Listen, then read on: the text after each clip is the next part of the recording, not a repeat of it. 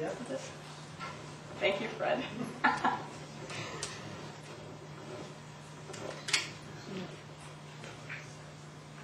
Madonna style. What is okay? Okay. Welcome. I'm Zaporski from Loyola University Law Library. This is Dan Cheetah. He is one of the main developers for TWEN from West. I have Dan along so that I can defer any difficult questions with just a quick gesture over there. But actually, when some of the things I'm going to talk about are things that I've been using a lot. We've been using it at Loyola for the past 2 years. But a couple of the things towards the end of the presentation are some of the new features that they're rolling out this summer. They're actually already available, but I think still being tweaked a bit or tested out maybe. And Dan can tell us a little bit more about those once we get to that. I did want to say about my title. Should I switch to this mic? Okay. Sorry about that. But everyone's awake now, right? Okay. So I should maybe stay more away from that? From the speaker, yeah. Oh, okay. The title, I had agreed, Dan called and asked a while ago if I would talk about some of the things we've been doing at Loyola using TWEN, because we use it quite a bit, and I said, you know, no problem. We use it a lot. We like it. We're really familiar with it. And then he called about 2 weeks ago and said, we have to have a title for the promotional material, for the brochure. And I've never been to CALI before, and I thought, okay, using TWEN, you know, I thought, but let me take a look at the brochure and see what everyone else does. And then I was completely intimidated, because the brochure is very clever and funny, and everyone's title is something catchy, and, you know, so I went to the Loyola resident pun master, Fred Librarian, and I said, Fred, what am I going to do? I can't come up with a clever title like this. And he said to me that there are 3 parts to any good CALI title, because Fred is a CALI pro. And he said the first part is that you have to, in the first section, say something lighthearted and, you know, kind of clever as you can be, you know, given the subject matter. The second thing is that you have to include the item in. So, for example, TWEN has to be included in that first part, and then colon, and then the actual substance of the talk. And so we came up with this, and I thank Fred for his punful guidance on that. But so after that, it was all downhill as far as, you know, preparing the PowerPoint and that sort of thing. That was really the most difficult part. While I am talking about how we use TWEN today, that's mainly because that's what we mainly use. But I hope that these ideas and the discussion that we generate could be translated to any of the other courseware. You know, I don't know, let's do a quick poll and see how many people here use TWEN a fair amount. How many people are using like Alexis Blackboard? Okay. Is anyone using both of those? Okay.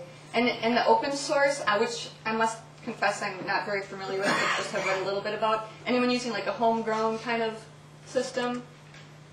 Wow, ambitious.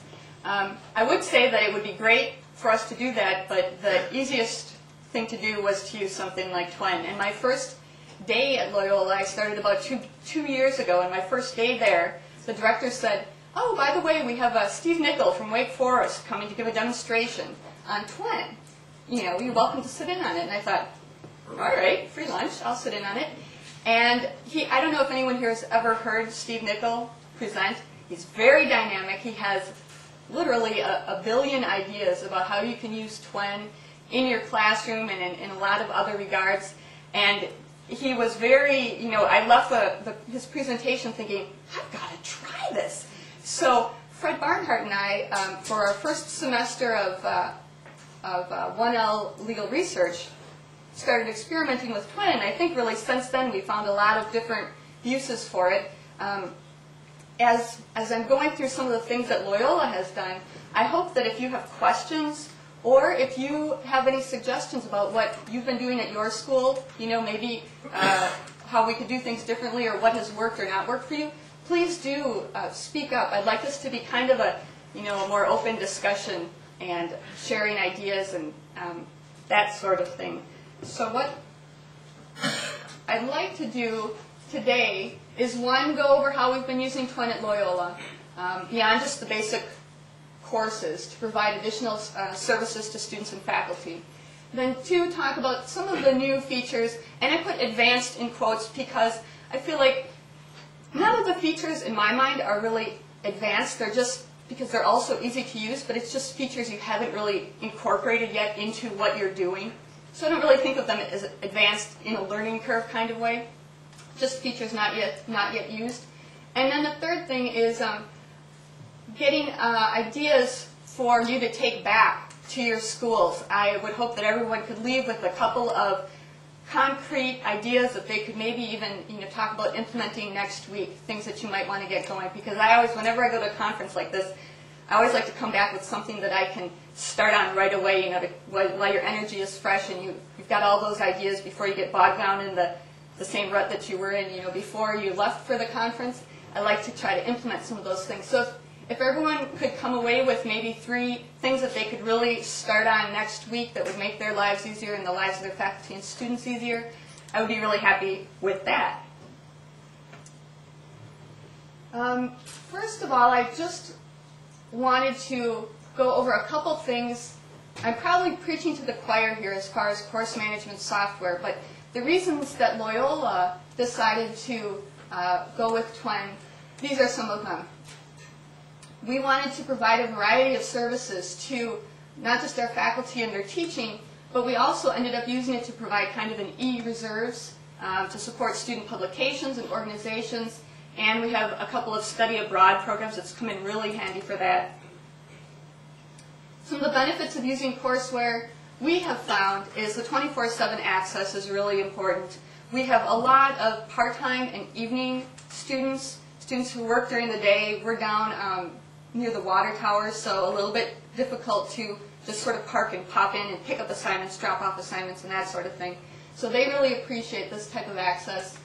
Course management with multiple instructors. With advanced legal research and our first year legal research, we have a number of instructors who are teaching essentially the same content, but it's nice to have some way to coordinate what they're doing, and a lot of times we'll have different sections of students, but the final exam maybe will be uniform across the board, and our courseware has helped manage that type of situation. Collaboration, obviously, between the students. If you have students in groups, they can use courseware to collaborate between faculty and students, between your own faculty, and then between faculty at your institution and individuals or faculty at other institutions or law firms or wherever they may be. The next two aspects, secure and control, were very important to us. As I'll mention, and I get a little bit more into my talk, we did not have very much control over our web server at the law library. It's controlled by the sort of larger university IT group. So we didn't have much control in that regard. We couldn't, add things at will to our OPAC or add things to the web server. It was pretty limited. So TWEN to us gave us a great deal of flexibility. But we also wanted to make sure that it was secure, that only our law students could get to it, that if our faculty were using it, that they could rest assured that it wasn't just out there on the internet, because to some people, to initial users, first-time users, it seems to be just out there on the internet because they access it through the website. And there was some concern about that, especially when we started putting on exams and things like that. So those were very important to us. Some of the limitations that we found in our experience so far is that there is a bit of a learning curve, but I have to say, of all the faculty that I have set up with a TWEN course, everyone has become self-sufficient. People will come back to me occasionally with a question or two, or they're trying to use some new feature and they don't quite understand. Usually they're trying to do something new in the class, and they want to know which functionality or feature will work best. And so that kind of thing, but otherwise everyone has become quite quickly self-sufficient. We did have some students who were not comfortable with the high level of computer-based communication.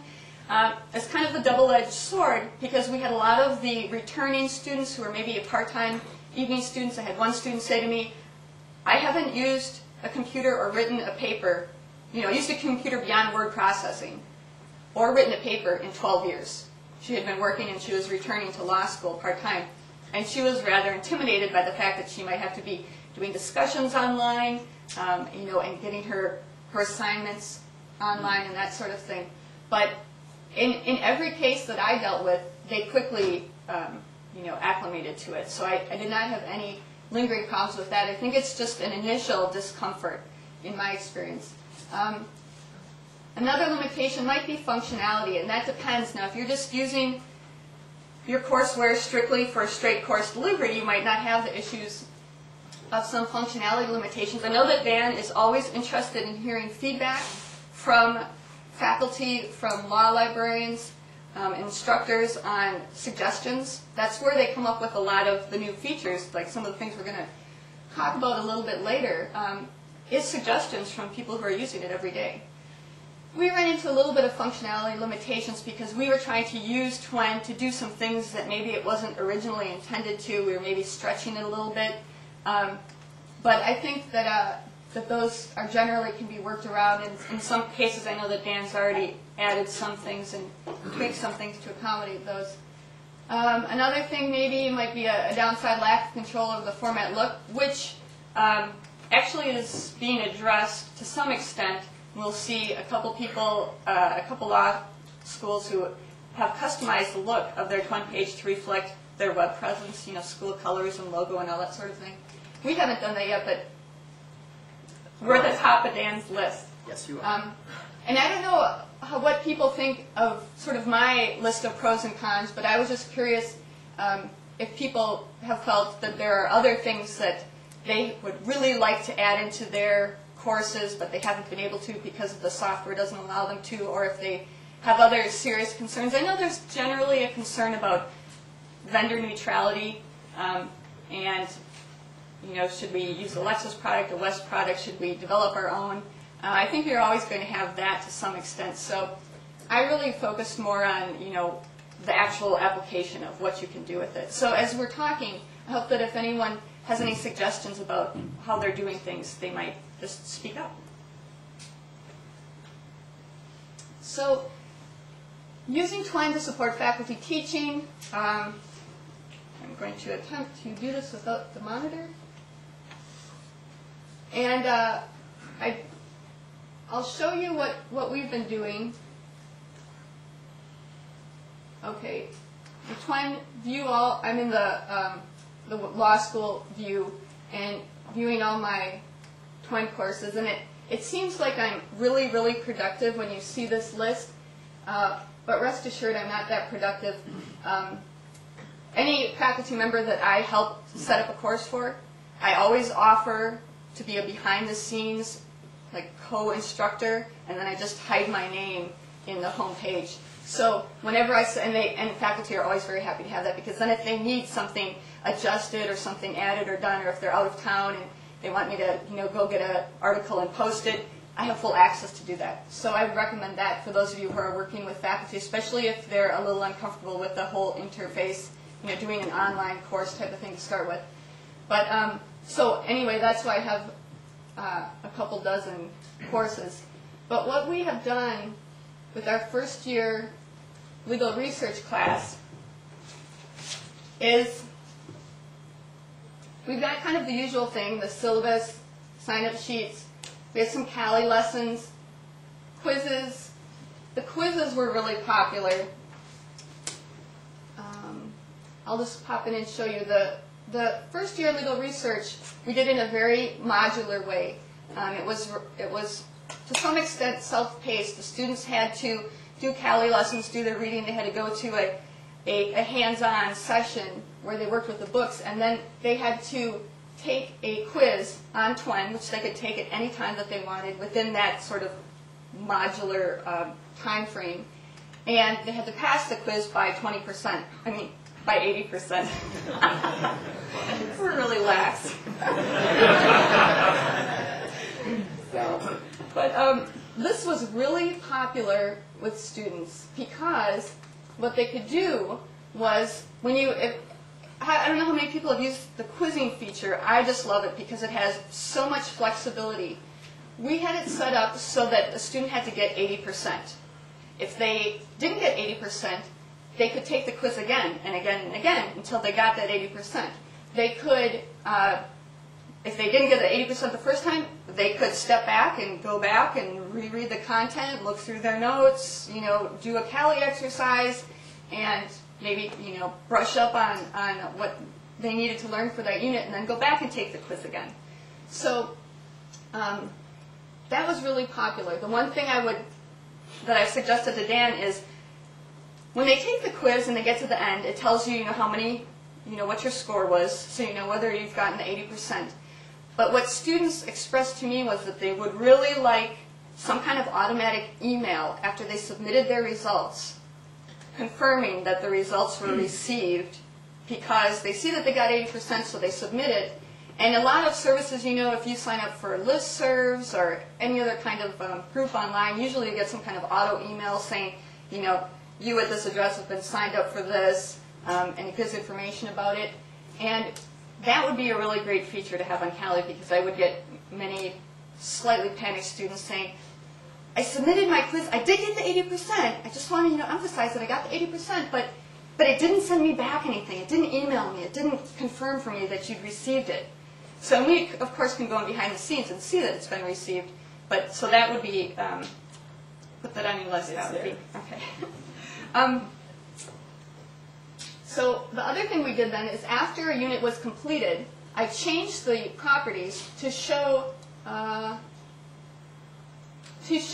correct answer. So after students had gotten the 80% and passed, we had a lot of students, they got 80%, but they still got some wrong, and they wanted to find out what they had done wrong. They were very diligent.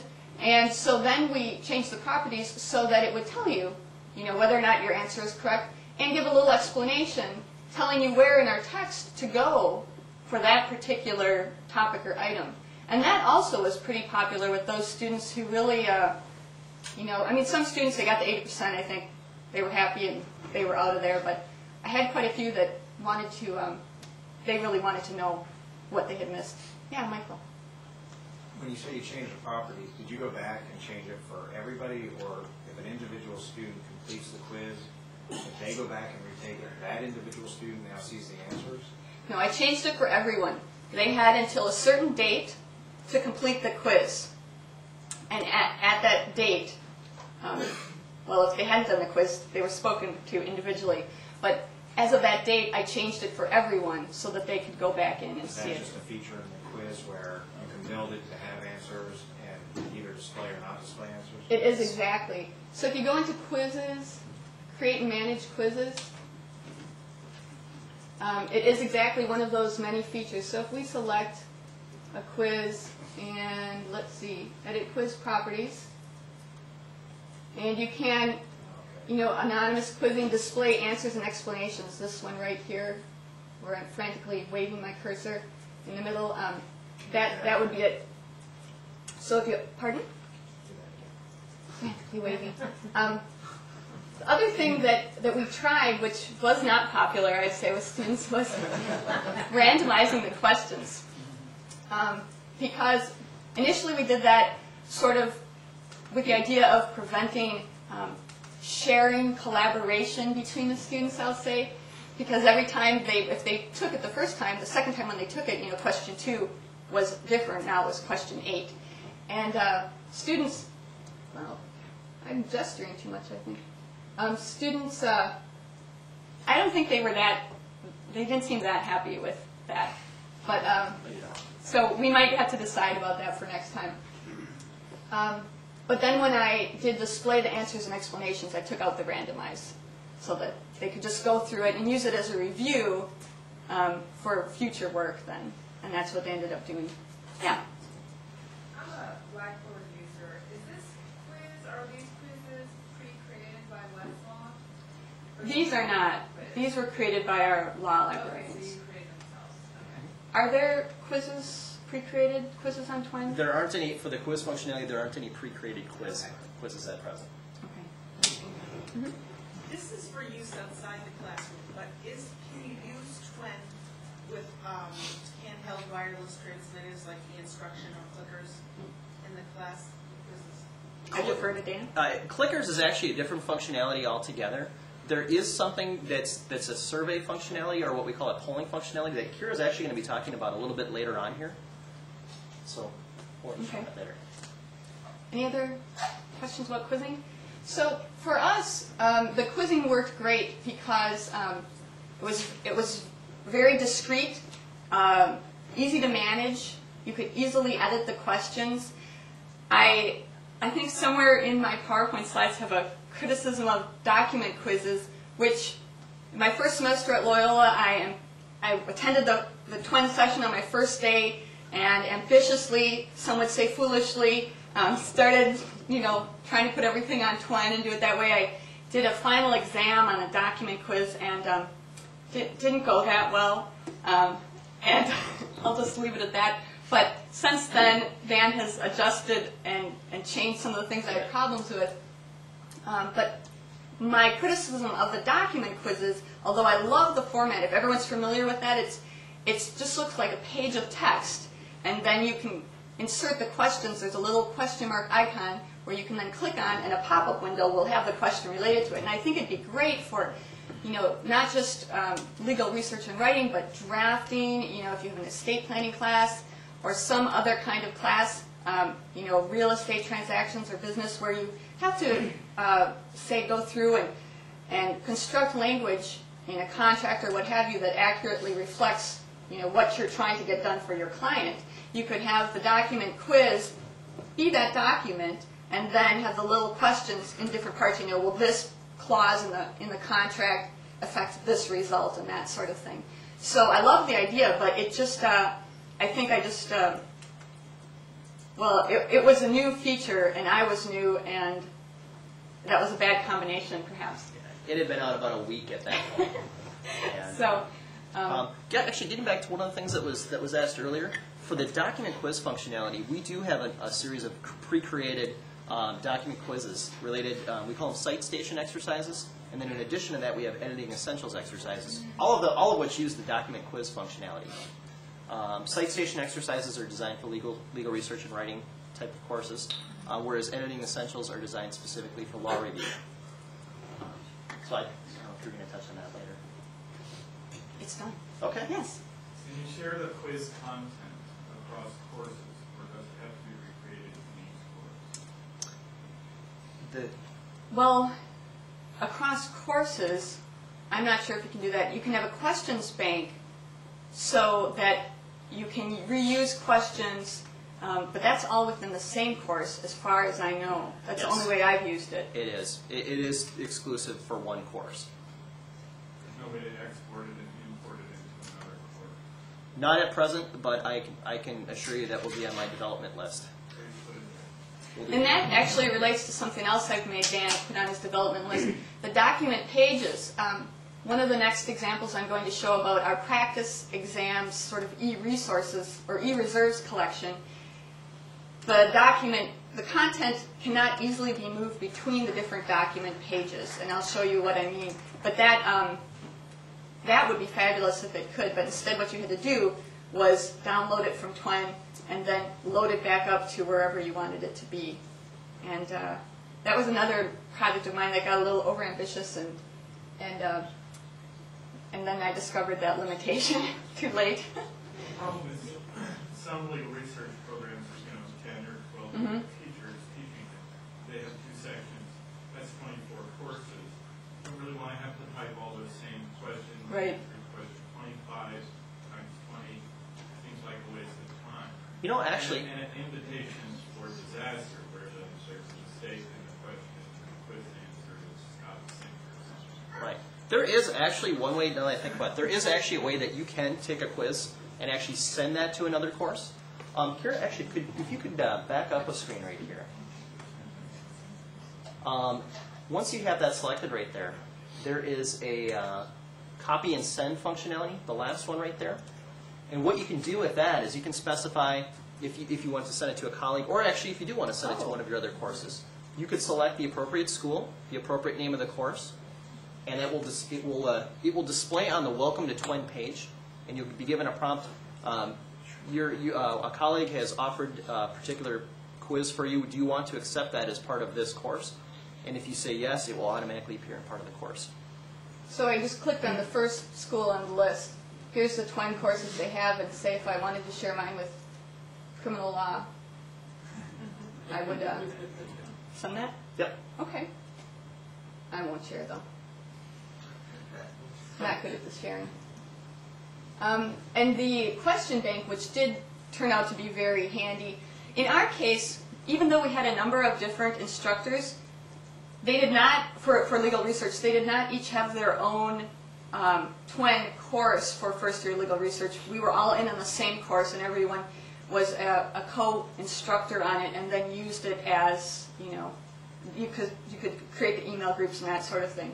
So in that case, you could use this portion down here, the question bank, where you could come up with questions, and then just when you're creating a quiz, go to the question bank and get it. But that's just within that same course. But I like that share quiz. Yep. Then can you do that with other things too? The share functionality? Yeah. You can. There's a similar share functionality with document pages, with forums, with other elements of TWEN as well. Is that quiz actually running on the original sender's site? Nope, it actually makes a separate copy of that on the other course. And it becomes a part of your course. Yep. Kira, can you do the share function again quickly? Sure. Copy and send. Is that what you mean? Yeah, copy and send. You can click on the school, pick the course you want to send it to, and then share. Okay, great. And then, again, like what would happen is when you go to your initial Welcome to TWEN page, there's a little prompt that appears at the top part of the page. It says, this quiz has been offered to you. Do you want to accept this as part of your course? If you say yes, it will automatically import it into the course. Okay. Any questions about that? Okay. Let's see.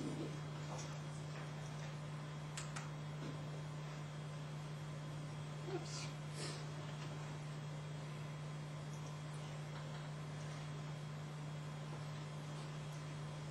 Sorry about that.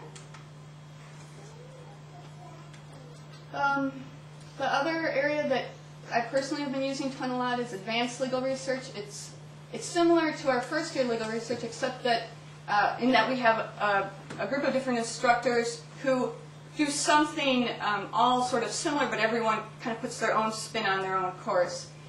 So everyone does have their own TWEN course for that. And I personally have used it for diagnostic quizzes. Before the first class, I had students take a quiz that just sort of reviewed the basic concepts they hopefully should have retained from first year legal research. I wanted to see sort of where it should start out with my advanced legal research class, and unfortunately, some of it seemed kind of new to them. But they all said, they had quite a few students comment on it and say, if you would have just said to me in class, Fred, do you remember about, cases and administrative law? I would have said, oh yeah, I remember that. But when you have the quizzes and they actually have to make a decision, make a choice between the options, it became clear that they really didn't have that depth of understanding that I wanted them to have. So I started off with that, and that was really useful. The other things I use it for, just posting answers to common questions. If there's an assignment or if we talk about something in class, I'm sure a lot of you are doing this type of thing, so I'm probably stating the obvious here, but instead of emailing back and forth to 6 different students about what's essentially the same type of question, I would just email the group and say, an explanation of the difference between the Federal Register and CFR, go here, or read this, or I've had a number of questions about it, and here's more information about it. So I could address it that way. That was really helpful. Some communication with students in just deciding on their research topics for their final projects, and sharing content with them if I came across things in just my day-to-day library work that I thought was relevant to what the project that they were working on, or that some question we had in class, to use it like that. And that I'm sure people are using those types of things all the time. So it's not anything new and, you know, super creative, but I think it is good to just sort of remind ourselves of the different types of things we could do with it. I also found the TWEN to be really useful for coordinating with adjuncts. As we do, as a lot of other law schools do, we have a lot of adjuncts who are probably practitioners in Chicago law firms who come in and teach one class. They are working all day. They're sometimes hard to reach. They come for one evening a week to teach their class. And I had a number of adjuncts actually say to me, my students recommend that we use TWEN for this class. What is TWEN? You know, because they don't have it on their law firm, Westlaw, or the same thing with Lexis and Blackboard. They're not familiar with it. So they appreciate it because it's an interface that they're already rather familiar with. They like, as adjuncts, I think, apparently adjuncts don't get a lot of attention or support because they were always really appreciative that we were going to give them this additional support for their course. We could help them with content there because we had access to all these things, and I was always the co-instructor. So other things I would consider using your courseware for that we have not really done but are things that I've been thinking about. Ongoing faculty research projects. Our faculty will, you know, have a new research assistant every semester or every year. And if you can, and then, you know, when that research assistant leaves, there goes some of that knowledge. Maybe they weren't, you know, necessarily the most organized in documenting what they did. If you could have a central place where they could store the documents that they came up with, kind of list the types of projects they're working on, or do any of those sorts of things, helpful websites, what they thought still needed to be done on the project. And if that could be an ongoing communication through your courseware, I think it would really help the faculty when the new student, the new research assistant starts. You can just say, and I've done this with a couple faculty, where I just swap out the old for the new research assistant, and then they have that information there as to what the person is doing before them. And in that case, I just add them as a co-instructor. I add the student as a co-instructor so that they have that access. Now, I have had some faculty who have teaching assistant type tutors who work with them, maybe third years who are working with a faculty member who's teaching a first year class. And I always make it very clear that if I am adding them as a co-instructor, they can see that what might be, you know, confidential student information, grading, and things like that, depending on what the instructor has decided to put on their course. If the instructor, you know, uses the gradebook feature, and then the other student, the third-year student, can see that content. So I always make clear to them that that would be the case. Yeah. No, I've experienced that too, and I'm wondering if there's any way to limit the rights, the access rights that Well, the only way that you could really do it is you could set some up, a co-instructor. You could essentially give them student access rights, but either they have the administrative rights for the course or they'd have more student rights to the course. So there really isn't any way to specify you have specific rights for this area and specific rights for this area, but not specific rights for this other portion of the course. Is that a possible development area? Absolutely. Absolutely. And it has been discussed previously. Yep. Maybe just a password protection on that one component or something like that? Well, but without the administrative rights, for example, with document pages, if they don't have administrative rights to the course, they won't have the ability to post a document to a document page. So, yeah, I mean, it is something we have discussed, though. Okay. Yeah. At least a few of our faculty get around that problem by having their secretary become the person instead of the student research assistant. Okay. Good suggestion. Any other questions about that? One thing Oh, is, yeah. is there another, not just a co-instructor, but an additional contact within each course? Does that additional contact have any rights at all, other than just be another email address to get in touch with them? You can post. There's a little text file for the course homepage where you could Right. just type in an additional contact. That Right. person wouldn't necessarily have rights to the course, Right. but you could certainly type in their name That and you their can email put in address. as a contact, but it seems to me that you're only allowed to put in one or two. Oh, I know which area you're talking Yeah. about. That is a limited field. Yeah, under the modified course homepage section right there. Yep. That's another area we're looking to expand that a little bit. Yeah, and that was one of the places that I had hoped that we could get around Chuck's problem. Right. But it didn't give them enough rights to still be able to post document pages, but not have access to doing other stuff. Right. And that's unfortunate. Right. And again, there was a limitation on the number of people I could put there. Right. And more or less, that is just a text field. Yeah. Is all it really is. Okay. Okay. I've somehow gotten myself, let's see.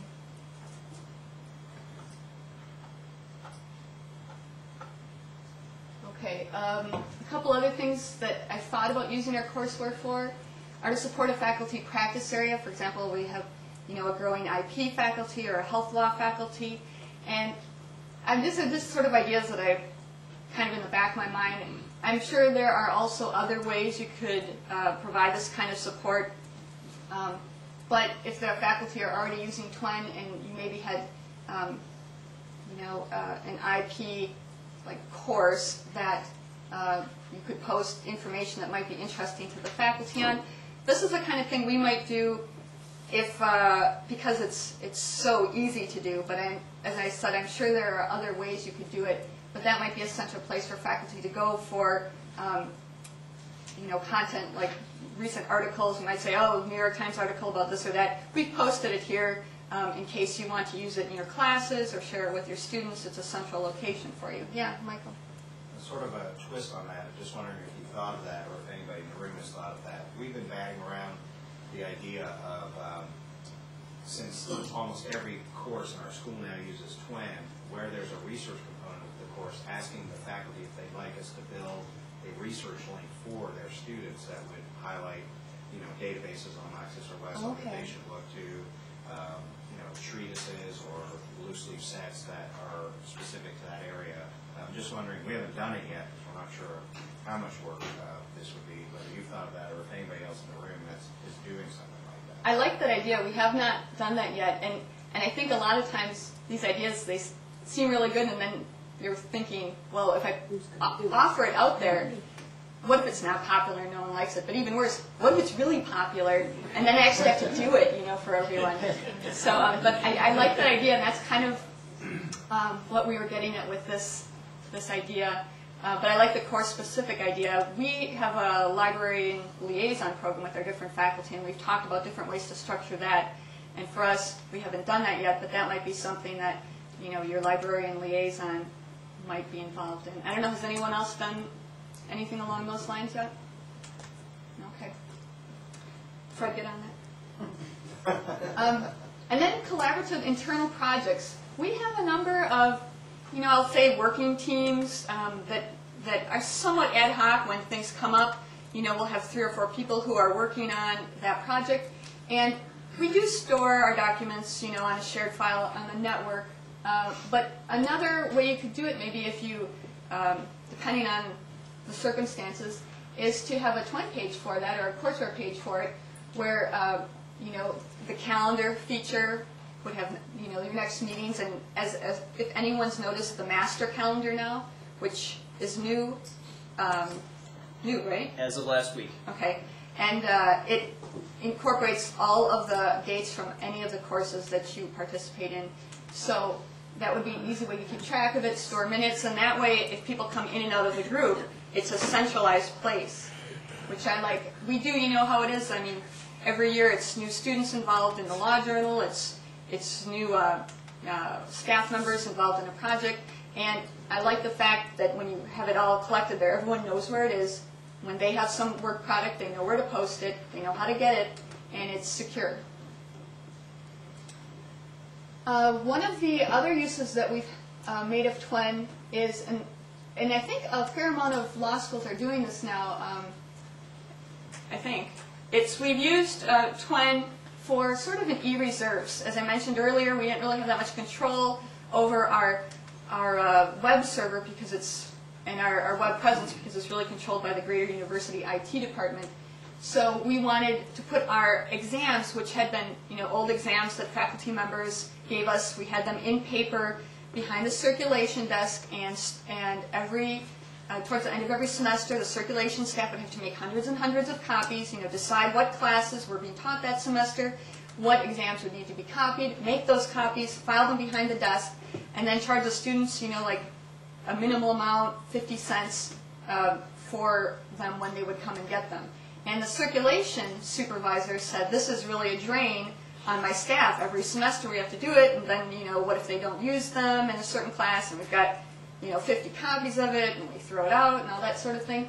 So we came up with this plan to scan those in as PDFs so that they were secure and could not be edited, and to create a course that, whoops, I keep pushing the wrong button there. Sorry if I made you dizzy there. Create a course that we called Practice Exams, and that is just PDFs of all of our, so it's right here, practice exams, old exams provided by faculty. It's become incredibly popular. So we just broke it down by faculty last name. I'm sure you could, do it actually by course if you wanted to. And when you go to all the faculty with last names A through C, you can see alphabetically the courses. So Professor Breen, contract, spring 2001, and you can get that as a PDF. It's been tremendously popular. I just checked the statistics. That's another nice feature of TWEN. You can check the user statistics and sort of justify your existence. And we had over 5,000 visits in the past semester to our online exam reserves. Now, the criticism that I mentioned earlier on these document pages, I discovered when I was doing this project. When I started out doing it, we didn't have that many faculty participating. So for my document pages along the side, I simply had, I think 4 categories, maybe A through G. It was just really big chunks of information. But once it caught on, we had students asking for the exams. We solicited more exams from faculty. And the document pages, the lists of exams became really huge and unmanageable. So I tried to break it down a little further, just A through C, D through F. But what I discovered was you cannot move these exams, these items on the document pages, among the different document pages.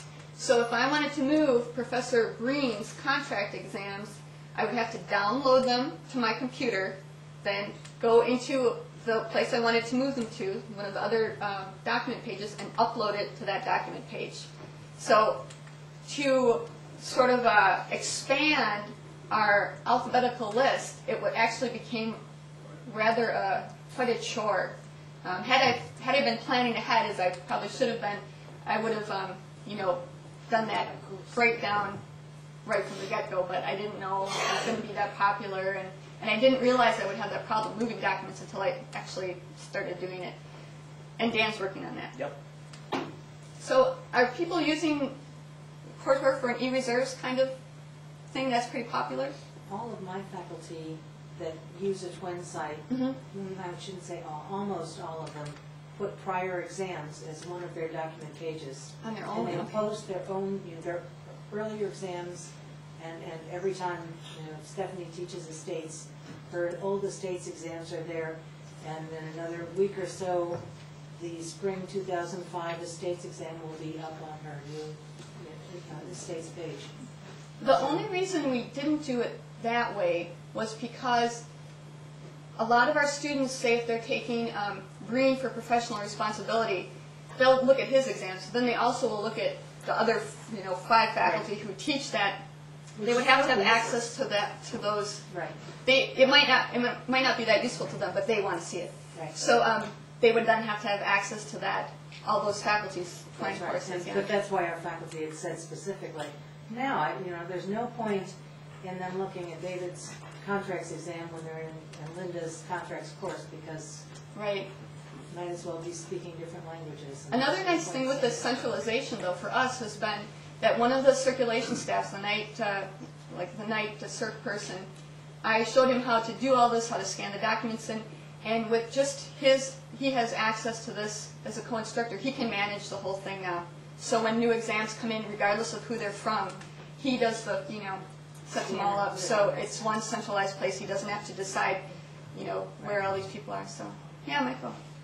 ironically, we have some faculty that love TWEN so much and just think it's so easy that they've actually overused it to the point where, because for e-reserves, we'll build a TWEN page for the faculty. They just want to put something on there. And so, since to them it's so seamless, they basically add something every single day. Oh, I read this newspaper article. Let's put it on there. Oh, here's an article. Let's put it on there.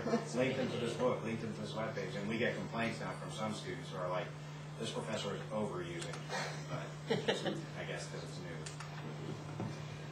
I will warn our development team that people are overusing it. I haven't gotten that complaint yet. Yeah, I'm sure they will. So if you are doing that kind of centralized collection, my suggestions are, one, to set guidelines, so the naming of the files, the fact that they're all to be in PDF, that sort of thing, when you have multiple like co-instructors. And also, the one I learned the hard way, plan ahead. I've learned that actually the hard way a couple times, the planning ahead. But so that expansion was a little awkward. Just kind of briefly, because I want to make sure to get to some of the new features. We use TWEN to support student activities, student publications, and organizations. I think a lot of people use it for law reviews. If you're not using it for your journals, I really recommend using TWEN or some other courseware for your journals, because the students can post the article that they're site checking. They can post whatever various articles and documents, journal articles, need to be available for the site checking. And then you don't have 5 different students asking for the same content or running all over looking for it. You don't have to pile all the books that have those things in one carrel in the library and keep them there for a month. You can put that content on and online, and in the PDF, I think generally people are pretty satisfied that a PDF version, although I'm sure that might vary, but generally they're pretty satisfied that a PDF version is a legitimate copy of it's as good as looking at the print. Yeah. To go back a step or two, the Maryland Continuing Education Organization publishes a number of books with Maryland forms in them, and with those books come diskettes. We got permission to take those forms and put them up on not TWEN, but the other system our university uses. Okay. And they have been very popular. However, the reason we wouldn't consider TWEN is we have to do them one at a time. You're talking about hundreds of forms. The other system has a capability where you can put them all in a zip file, zip them over to the other system, and then unzips them for you. And I would urge you to put that on your development list. We're actually about halfway through our development of a batch upload process. It is there currently. There is a process that allows you to upload multiple items at the same time. The drawback to that is by default, it will make them hidden. So you have to go in and individually unlock them and make them visible to the students who would be accessing them. It's kind of funny that the process was actually developed by one of our programmers to make it easier for him in working with the program. And he just happened to make it available to faculty members, and it caught on. So we're in the process of updating that to make it much more easier to use. You bet. I like that idea. So some examples, the student law journals, this is what I was just talking about. It also allows them, the assignment Dropbox, I think, is pretty useful for that. So if one of the 3 ideas you're trying to take away, useful ideas from this session, and you're not doing this with your law journals, that, in my opinion, would be one of the useful ideas. Also with student organizations, we have, in Loyola's case, a child law society, for example. They have their own TWEN page. They use it for things like sharing information about speakers who are coming into town, maybe articles of interest, newsy things. Also organizing volunteer projects, sign up for who wants to, attend this session, or, who can cover this from 1 to 2, or that sort of thing. They do a lot of volunteer work. So in that case, the TWEN course is managed directly by the students usually, and with each new group of officers, or however they elect their board, we'll do a little brief introduction, but the students generally catch on really quick, and we just need to transfer, or they do, change the Westlaw password so the old people are out and the new people are officially the instructors. we do provide a little training to them, and that's a nice way to connect with those student groups that you wouldn't otherwise necessarily be that involved with. And I think those have been pretty popular. Some other examples for youth court, or we have a number of clinical programs, as I'm sure that all your schools do. It's just a nice centralized location. Also, the study abroad programs, we keep lobbying to get the importance of sending an actual live librarian to our Rome program. So far, I think that's gone nowhere, but they did let us do a TWEN page for them. So, and that's great because a lot of students, we have students from other schools who will participate in these study abroad programs. They're over the summer usually, or over breaks, and you can just add those students as a guest too, and then they can access that TWEN page and get whatever the documents are that that faculty member wants them to have. So that's no problem. That's worked really well. Now these are the new or sort of new features that I wanted to briefly touch on. Polling, a master calendar. We talked a little bit about customizing with the logo, and easy access to the online file directory, which Dan has told me will solve some of my complaints. InstaPoll, I don't know if any of you have noticed that in the past couple of weeks maybe, a small box, let's see if I can show you. A small poll box has appeared on every TWEN homepage, so right in the center there. And that's InstaPoll. There's InstaPoll and a customized polling, and I think that these are still being tweaked a little bit, possibly. So if you have any suggestions for Dan about either of these, I'm sure you'd love to hear them. InstaPoll is an on-the-spot type of polling. So if you were my students, you would all have to have laptops in the classroom. And I think it would be useful for something like professional responsibilities, ethics, or evidence classes, or rules of civil procedure, things like that, where you want to get an opinion from students on particular items. Those are the things that pop into my mind, but I'm sure there are a lot of other uses. With InstaPoll, the delivery of the question is verbal. So I would say, do you think that the lunch today is going to be delicious or not? And students would just do the poll right on their laptops, So A, yes, true, delicious. B, no, my hopes are not very high for it. And you can see the results of the poll. Well, there are no results because no one has voted, but it would have a bar graph here. So you could see right there, it would be anonymous, so you wouldn't have to worry about raising your hand and saying, I think it's going to be delicious. Some students are maybe nervous about that, but you could see that, well, 75% of the class thinks it's going to be delicious. I thought it was not. I wonder why that is. It might give you something to think about. But I've seen it done in continuing legal education, especially with ethics, and because no one wants to admit that they think something is, that something is this ethical or not. Oh, yeah, that's completely okay, and everyone else in the class is like, whoa, no, not ethical. So I think it would be great for something like that. Any comments on that, Dan? Yeah, the idea for the InstaPoll really came from Steve Nichols at Wake Forest. And he came in and sat down with us and said, look, this is what you're going to do. I mean, he didn't ask us, he just explained that this is what we were going to do. And what he had found is that getting students, as Kira just said, just getting students to raise their hand in class is borderline impossible. So he uses it as a vehicle to just spur discussion within the classroom. And it can be hidden. It can be hidden, absolutely. So if it's on all the pages now as a default, but it's like anything else, when you customize that homepage, you can hide it. Yep. Sorry, I say it. Yeah.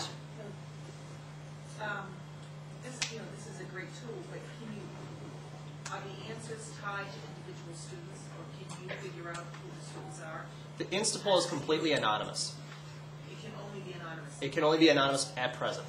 How about the customized polling? Customized polling, again, the answers are given kind of on an anonymous basis at present. The kind of the phase 2, we're looking at having it tied to course participation, and having the results for that display within the course usage statistics portion of the course. And not only that, the ability to grade if you're going to be doing in-class questions. Sure. So all existing TWEN courses have the InstaPoll logo now on? Yes. On it? Yep. And actually, we should probably show here, if you don't mind. Sure. It's available by default. If it's something that you do not want to have display on your course homepage, all you do is you click on Modify Course Homepage, and then there's an InstaPoll section. Let's see. And there's the InstaPoll section right there. InstaPoll, hide. Hide from course homepage. You click Submit. Now, one of the things we really want to implement with InstaPoll is we want to make it a little bit more intuitive. Obviously, when you look at it for the first time, you kind of wonder, okay, it says A, true, what does any of this mean? So we're actually going to be implementing a link that will have an explanation of exactly what the InstaPoll functionality is and information about how, if you want to hide it, if you want to re-enable it, how you would go through that process. And that should be available, we hope, within the next couple of weeks. I wonder if you took, and I don't mean this, it's going to sound, but if you could InstaPoll the professors who have TWEN courses, whether they would want new functionality automatically put on in the middle of a course. Right. Without giving them notice, or without giving them a choice ahead. It was actually, the reason why we did that was actually based on feedback from about a half a dozen professors that we contacted and said, do you think we should make it available by default, or should we not make it available? They all told us to make it available by default. But it's one of those things, and I always say this about TWEN, we're always willing to tinker with and change and modify things based on whatever feedback that you would have on that. So if you have any opinions about that, certainly feel free to let me know, and we will definitely take that into account. And also, I believe that you can have for your school, you can say, call and say, hide the InstaPoll for all of my TWEN pages, or something like that. Is that true? There is a way to do it. Because I agree with you. I don't like something to all of a sudden appear and be like, hey, InstaPoll. So, on the other hand, it's a great thing. yeah. On the other hand, it brings it to my attention, but I can definitely see the downside of that. And so I have had someone do that before, and I can't think of what the feature was, but it suddenly appeared in the middle of the semester, and I was like, huh. And I called, and they removed it for all of the Loyola courses. They didn't remove it; they hid it. Right. So the custom polling is similar. It's actually, I think, more like the quizzing structure. In that it does not need to be done live in class. Here's an example of a custom poll result. I just did a little poll. Yeah, and I think take as long as you need is the right answer. But if anyone's interested in using this, you could talk to us about it. This is a little bit more like the quiz feature. The question is not given verbally, but you can. And you said you can see who's said what on this, or again, it's anonymous at present as far as who has used the functionality. But behind the scenes, you could track it down. Not at present. Okay. It's coming. But the chief difference between the InstaPoll and the customized polling functionality is that the customized poll results will be retained in your course over the duration of your course. So in InstaPoll, if you look at that a couple of days later, the odds are you're probably not going to remember what the question was or what the potential answers were. With the customized polling, you'll have the question, you'll have the answers, and you can see the results both in a bar graph or a pie chart format. Can the students see that also? Or Yes. Yep, students can always go in and see that. They just won't have access to some of the administrative functions for it. Okay, and then really kind of quickly, two other things I wanted to quickly show you were the master calendar. I don't know if anyone's noticed this, but it keeps track of all of your TWEN classes. And in the sort of bar up here, when you're not in the master calendar, one of the options will be master calendar. And I can see not only my own lectures, but whatever else I'm participating in. I like that feature a lot. And the other feature that I like, well, customizing, we haven't done that yet. I know we're running out of time. Here's an example of a University of Colorado where they basically reflected their school colors and their web page presence, the look of their web page on their TWEN site, and kind of makes it more of a seamless blend. The online file directory, I think this is going to be very useful for me because it allows you to store files for all of your TWEN courses in one convenient place. Now this, when we were talking about having different faculty members kind of sharing files and how would that work, you can access it sort of in the upper right here, online file directory. Now I've stored some documents here. Any of my TWEN courses, I can go into this online file directory and pull those documents out. So if I had, if Fred and I were all teaching legal research, and I posted some content there, they could pull it and use it on, that. But it's only within a TWEN course. It actually. If you wanted to share it, I'd have to send it, right?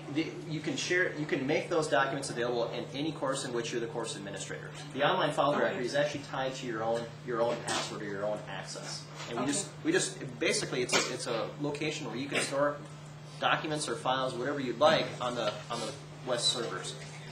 And then the nice thing, like I said, when you access one of the courses in which you're a course administrator, rather than uploading a document, maybe you've got a document that's 7 or 8 megs, something that's quite a bit larger, it takes a while to upload it.